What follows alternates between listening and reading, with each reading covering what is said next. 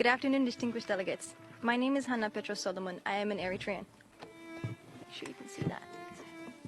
There you go. I am an Eritrean, a word that should symbolize resilience and pride, but instead echoes with the cries of refugees, the agony of families torn apart, and the silence of those imprisoned for daring to speak against tyranny. I am a child of heroes who served their country honorably and yet now languishes in solitary confinement.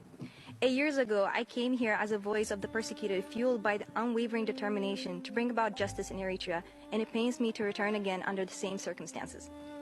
My father, Petros, played a prominent senior role during the struggle for independence in post-independent Eritrea. My mother, Hanna, was also a part of the struggle for independence. In post-independent Eritrea, she strove to contribute to the fulfillment of the Eritrean dream along with the entire nation. It may sound boastful, but anyone who has had the privilege of meeting my parents will attest to their exceptional qualities and the profound impact they have had on people's lives. My father was a respected leader and a charming friend. My mother's sharp wit and beautiful smile could light up a room. They embody courage over cowardice, truth over falsehood, gratitude over resentment, grace over hubris, and the common good over individual gain. I wish I could have learned more about their values and beliefs from them. Unfortunately, these very qualities have led to their disappearance. The last I have seen or heard of my father was the morning of September 18, 2001, 22 years ago.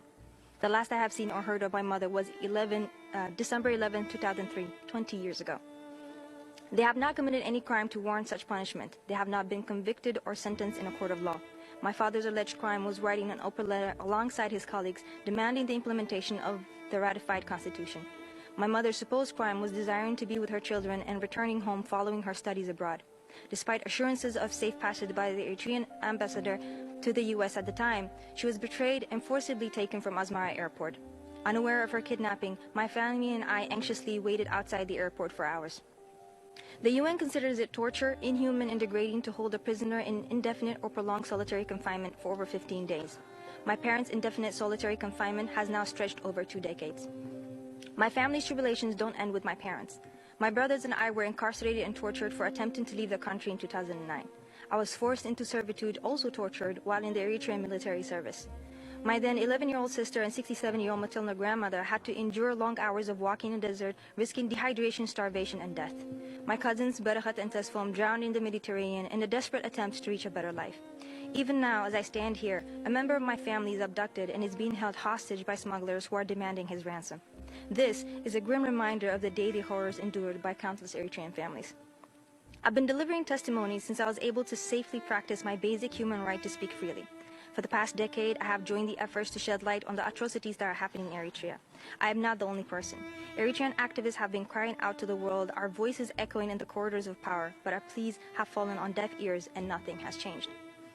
They have cautioned that the Eritrean crisis would be a global crisis, and their warnings have come true. In the last decade, there have been well over 500,000 Eritrean refugees globally. In many European countries, Eritreans were one of the highest numbers of asylum applicants. These are the lucky ones who were able to make it. Countless thousands have perished along the way without any record.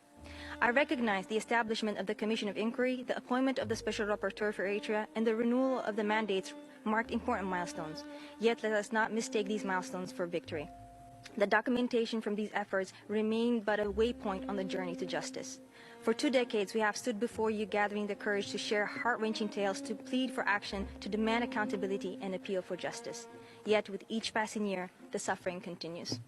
So I ask you, how many more lives must be shattered, families torn apart, before we no longer have to debate that Eritrea is a gross violator of human rights, that the mechanism we are operating by is not adequate? How many more heart-wrenching tales must we recount?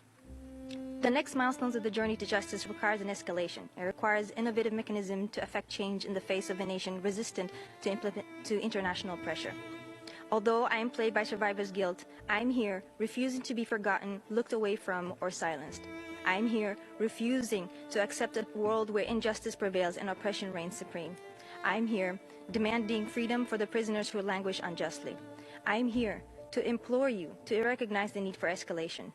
I am here to remember and remind others that our struggle for justice endures, and change, though daunting, is inevitable. And as always, to my people, I am here to say, Adjohum Adjona. Thank you.